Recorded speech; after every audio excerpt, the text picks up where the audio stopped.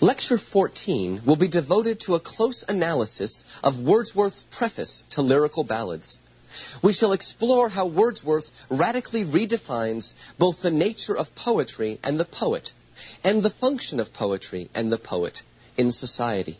We shall conclude with a brief look at Keats's famous distinction between negative capability and the egotistical sublime. But first, let me remind you again that Lyrical Ballads was published in 1798. The preface does not come until the second edition of Lyrical Ballads in 1800. And the reason was that the first edition did very well, and a lot of people said, you know, I'd like to know what these poets were thinking about. Is there a theory behind this?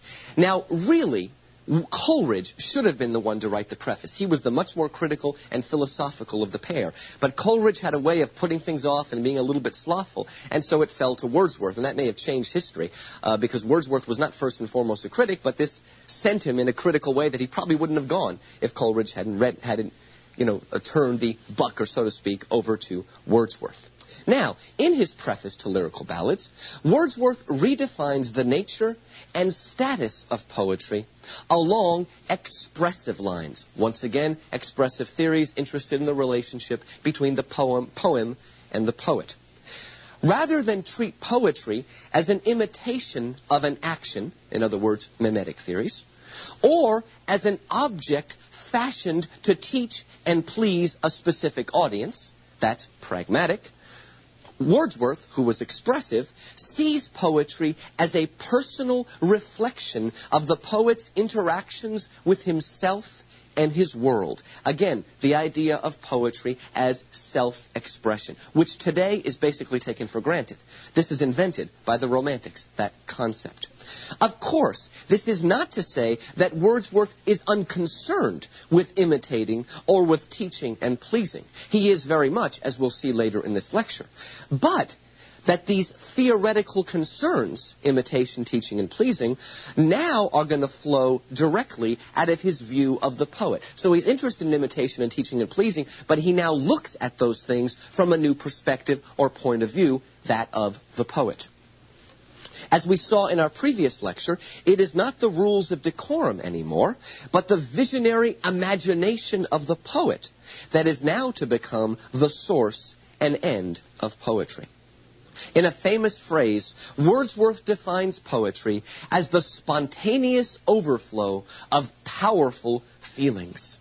That is to say, as an externalization of the internal emotions, moods, and perceptions of the poet. You'll remember from our last lecture that phrase, externalization of the internal. The poet takes what is inside of him and projects it or externalizes it onto the world. The spontaneous overflow of powerful feelings is the feelings inside are overflowing and spilling onto the page, onto the world. Again, this is a radically different concept of what poetry is.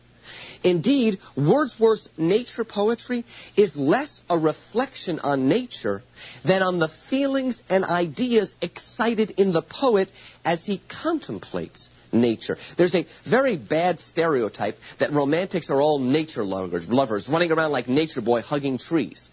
Now, they care about nature, but it's not so much nature that their poems are about as their experience of nature, their reflection on nature. So that's slightly a misnomer. They do care about nature, but the way we think of it is, again, really a misnomer.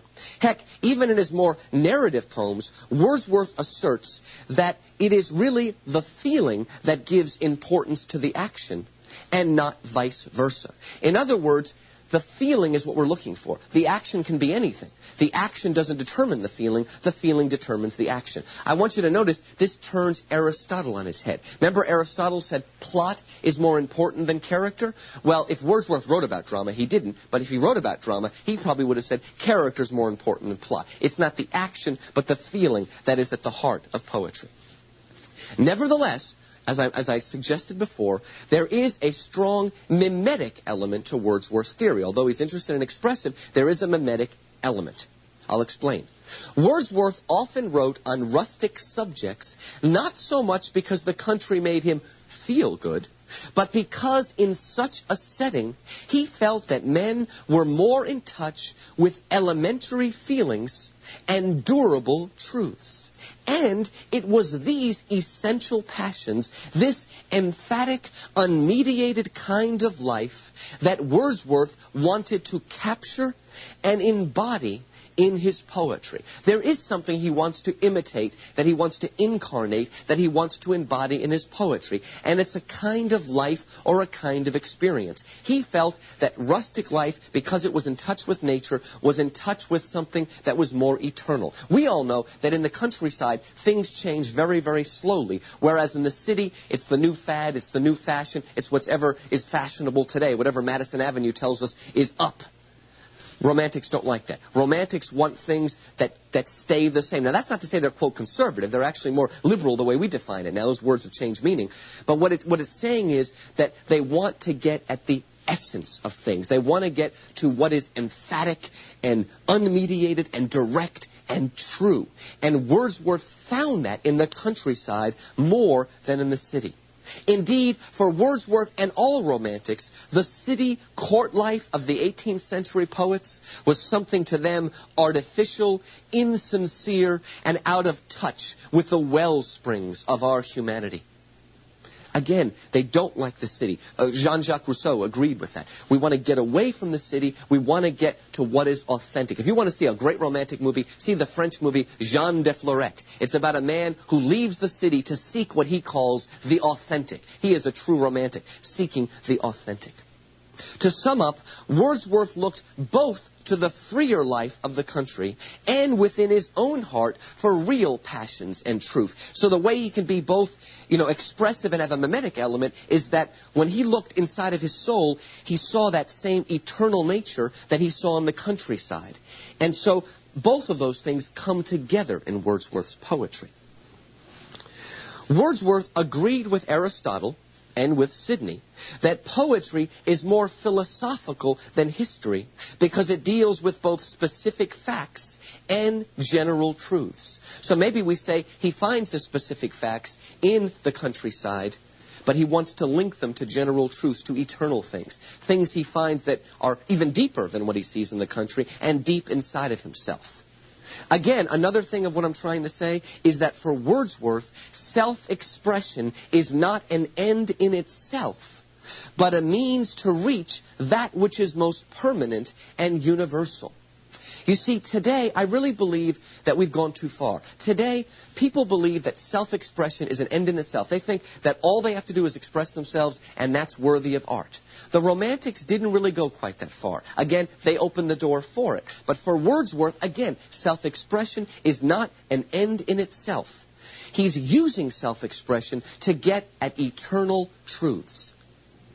Again, that makes Romantics different than the post-Romantics of the modern era. That is Wordsworth's poetic version. This is what I would like to call Wordsworth's poetic version of Kant's subjective universality. Because Wordsworth believes that in describing his own feelings, the poet describes the feelings of all men. In other words, Wordsworth felt by exploring his subjective experience, by getting his ideas onto the page, he felt he was also expressing what all men believe. And that's why it's important that Wordsworth is not a self-expression that's cut off from everything. Wordsworth's self-expression is linked into the eternal unchangingness of his beloved Lake District. I hope that makes sense. I want to make a distinction between, again, modern self-expression and original romantic self-expression. All right.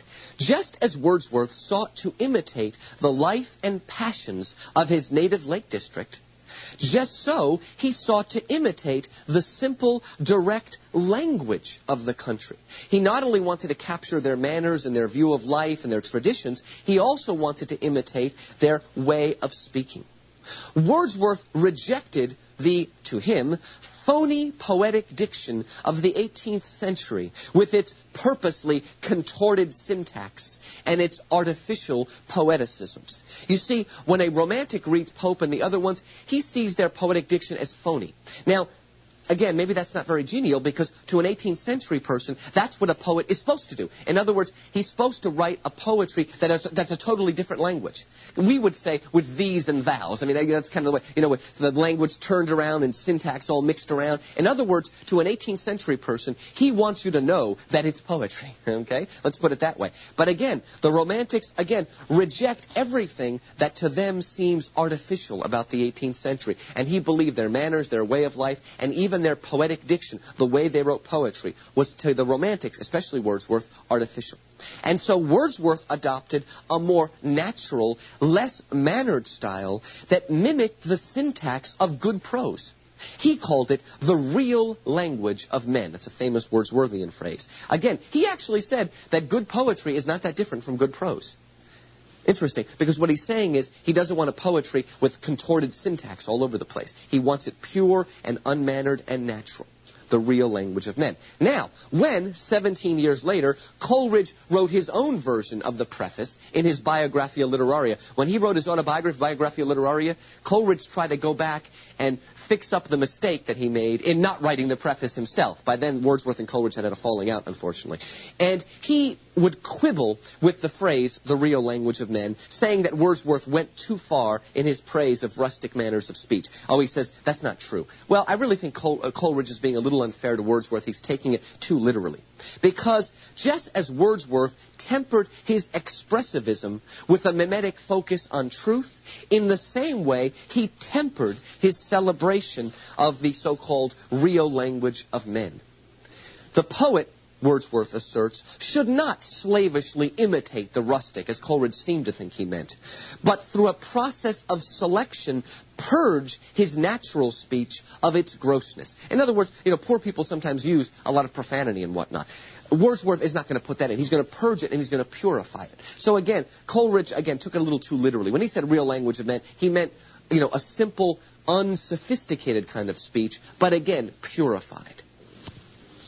All right, let's continue. Just as Wordsworth redefined poetry, both subject-wise and language-wise, in the same way, Wordsworth offers us a new vision of the poet himself. For Wordsworth and all the Romantics, the questions, what is a poem and what is a poet, are considered synonymous. If you understand what the poem is, you understand what the poet is, and vice versa. And so, just as poetry is to be written in the real language of men, just so, the poet is to be a man speaking to men. That is to say, the poet is not to be viewed as a different creature. He is of the same kind as all other men, though he does differ in degree. In other words, the Romantics want to break from this 18th century idea of the coterie of poets. As an elite little group, that meet together and read each other. Again, they want to break from that idea. The poet is like every other man. He's a real man. He's a man speaking to men, but he differs in degree. He's like all men, but he has a little bit more. Again, breaking from the 18th century. What is this degree that the poet has? What is it that he has more than other people? Well, the poet, Wordsworth says, possesses a more organic, comprehensive soul than do other men. I love that phrase. Organic, more comprehensive. In other words, he's got a bigger soul, we might say, that can just take everything into it.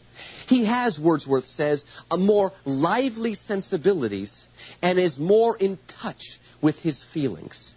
This modern idea that the poet should be sensitive and, that's very much a Romantic idea. That's not to say 18th century poets are insensitive, but the Romantic wants the idea that they have lively sensibilities, that they're in touch with everything. Another way to put this, the Romantic poet needs little stimulation to experience deep emotions. He's so sensitive to things. The tiniest touch, a sunflower, opens his heart. Indeed, he is able to feel absent pleasures as though they were present. He doesn't even need it there. The memory of beauty will inspire the sensitive, comprehensive soul of the Romantic. He rejoices, Wordsworth says, in his own spirit of life and seeks to discover that joy in the world around him. And you know what? If he can't find the joy there, he will create it. He'll take the joy inside of him and put it in the world. He wants joy around him. The Romantic poet has a rich store of memories that he can tap for poetic inspiration. Romanticism is very much based on memory, on personal memory, and bringing that up, being able to tap it. And the Romantic poet is not only able to call up the memory, he is actually able to relive his memories and the emotions attached to them. Much of Wordsworth's greatest poetry is a memory of his childhood. Wordsworth was able to actually re-experience his childhood with all those emotions that were attached to it. That's how sensitive he was, how in touch with his feelings. Today we would say in touch with his feminine side. And actually, Romantic poetry is much more feminine than masculine and tends to be very, very popular with women. And women always love Romantic poets because they are more feminine. They're more in touch with that side. Finally, a Romantic poet can sustain an inner mood of tranquility and pleasure. Once he gets into that mood, he can hold on to it, at least for a little while, as he writes. All right, another aspect of the Romantic poet is that he is a lover of his fellow man who honors what Wordsworth calls the native, naked dignity of man. And he does this by humanizing all things in accordance with the human heart. I did my dissertation on Wordsworth. Wordsworth is one of the people that drew me into English, and the reason I love him is because he treats humanity with such respect. Whether it's humanity in the court or humanity in the countryside, he loved humanity, and he believed that we were all linked together. You know, 18th century people, I didn't talk about this, but they loved satire, like Jonathan Swift is an 18th century figure. Very little satire in Romanticism. They don't want to cut down and criticize. They want to bring together. Again, there's a love of man. The Romantic poet, Wordsworth says, is a friend of man who binds all things together with passion and love. He brings it all together. Whereas the scientist seeks truth as an abstract idea. The poet, Wordsworth says, rejoices in the presence of truth as our visible friend and hourly companion. You see, for a scientist, truth is abstract. For a poet, a Romantic poet, he is what a true philosopher should be. What does philosophy mean? The love of wisdom. It's just like Solomon, who pursues wisdom as if it were a beautiful woman, Sophia. Well, that's what the Romantics are. They love this truth, and they seek it as if it's a real flesh and blood person. That's why their poetry, I believe, is so human. Indeed, you know what's interesting? Wordsworth prophesied that if science were ever to become so familiar an object that it would take on flesh and blood, then it would be the poet and not the scientist who would help transform and humanize science into a kindred spirit. Now, Wordsworth was living at the very beginning of the Industrial Revolution. Science was just taking over. But if Wordsworth lived today, where science and technology have become a part of our world and a part of who we are, he would probably write odes to science and technology, because he would believe that it would be his role as a poet to take science and humanize it, make it a part of who we are. So Wordsworth is not just rejecting science or rejecting those things only because they weren't really a part of people at that point. But once they become a part of it, the Romantic poet will humanize it, make it part of the human experience. Finally, Wordsworth ascribes to the poet and poetry a new social function, very different from the social function of the 18th century. All right, and this is one of my favorite parts, by the way, of the preface. Wordsworth, in his preface, warns against the ill effects of urbanization and industrialization. And I remind you, that's just starting right now. Wordsworth is incredibly prophetic.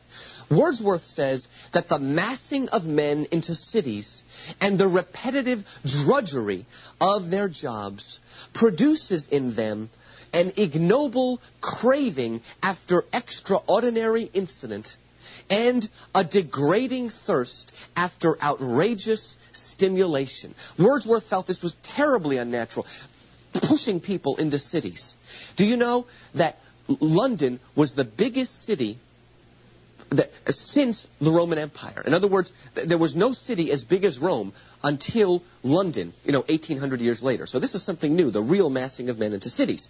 And this assembly line work over and over and over again. Wordsworth felt this was terribly unnatural, and it killed the soul.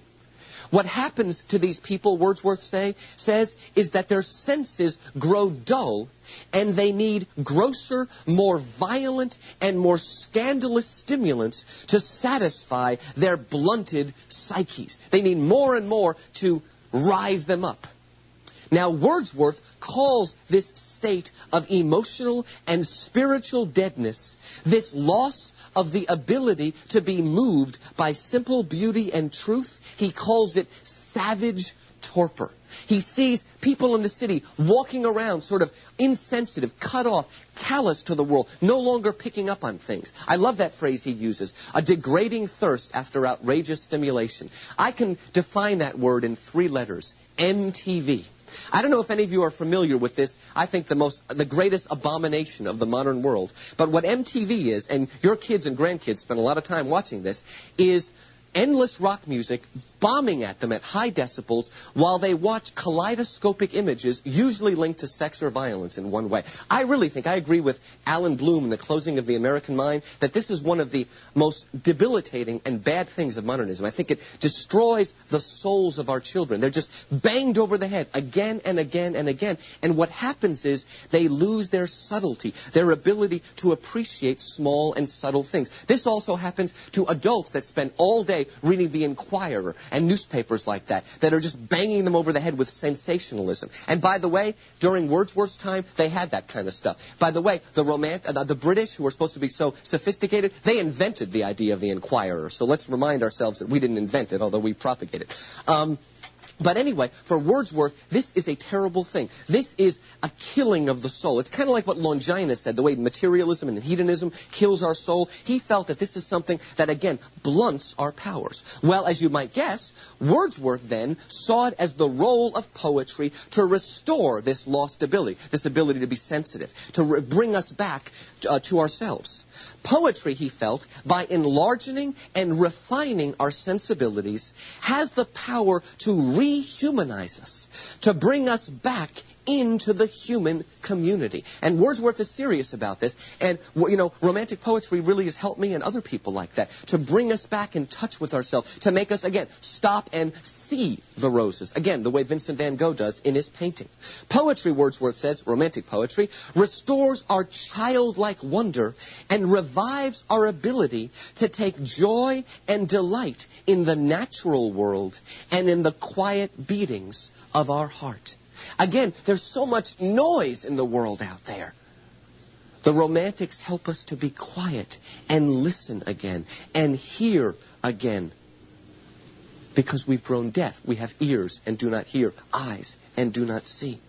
Now, considering this new social function, poetry is more, not less necessary in an industrial age than in a rural pastoral age. Sometimes people say, this is a technological industrial age, we don't need poetry. Wordsworth would say, no, we need it more because people are more and more out of touch with themselves, and so they need poetry even more. The rustics don't need it as much because they've got it all around them, so to speak. It is in an industrial, technological age that we need it. Now, we might note here that though Wordsworth rejects the refinement and wit of the 18th century, he does promote a new aristocracy of sensitivity. You could say he's elitist in a way, and I suppose in my attacks on MTV, I'm being a little bit elitist, but I'm being, there is a kind of aristocracy, but it's an aristocracy of refinement and sensitivity rather than of courtly manners and whatnot. Wordsworth was educated at Cambridge. But you see him as a kind of man of the people. He doesn't come across as a academic in any way. All right, finally, Wordsworth says, though poetry does instruct, it does teach, as we saw, it exists first and foremost to give pleasure. Wordsworth says it is through pleasure that poetry draws us back into touch with our world, our fellow man, and ourselves. So entertainment and pleasure are very important to the Romantics. In fact, in a weird way, it's even more important than the neoclassicists because the Romantics believe that pleasure is actually something that unites. You think of joy, the happiness of a wedding, the way we're united by that joy. Well, that's what Wordsworth wanted, a joy and a pleasure in the poetry. The pleasure that poetry gives is no mere entertainment. In other words, it is the very spirit through which we know and live. So in the same way that Schiller says we should not look down on playing in the play drive, Wordsworth says don't look down on pleasure. That's good. Poets should give pleasure. All right, in the last 5 minutes of my lecture, I would now like to say a little bit about John Keats and something he says in one of his letters.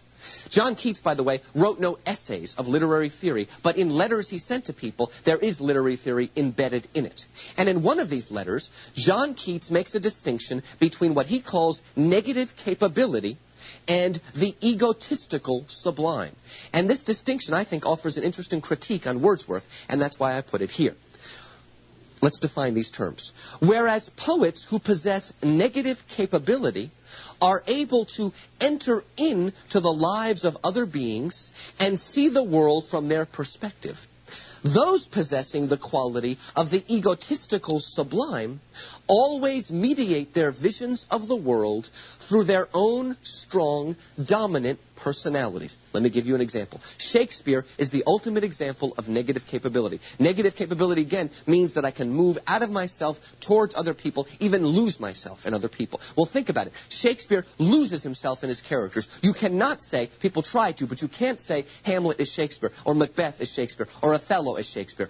None of them are Shakespeare. He loses himself in his creations, in his characters. That's negative capability.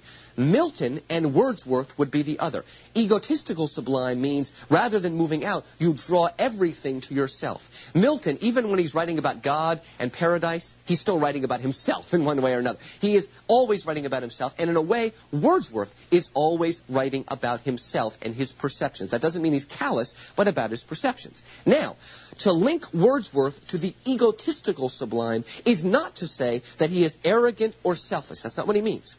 But that his personality is such that it both draws all things to itself and colors all things by its perceptions. So egotistical does not mean like we think about it, stuck up or something, or pompous. What it means is that his ego, his personality is so strong that he draws everything to it. And one of the reasons we read Wordsworth is because we're interested in him and his perspective on the world. Just like we watch certain movies by directors like Bergman, all of Bergman's films are about himself in one way or another. We're interested in his character, so we want to see his movies. So again, egotistical sublime does not mean stuck up, as we say today.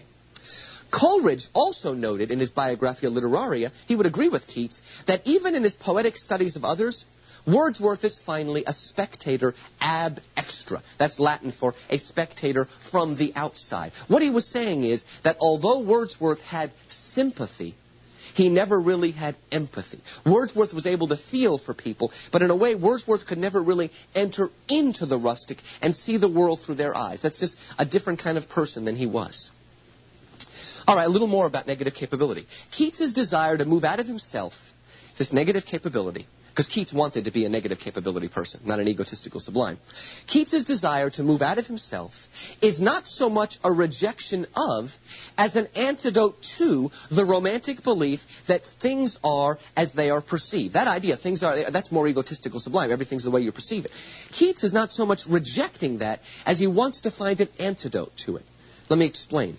The strong focus on the poet and his perception that we've been talking about, Keats noticed that it often leads to the romantic disease of over-self-consciousness.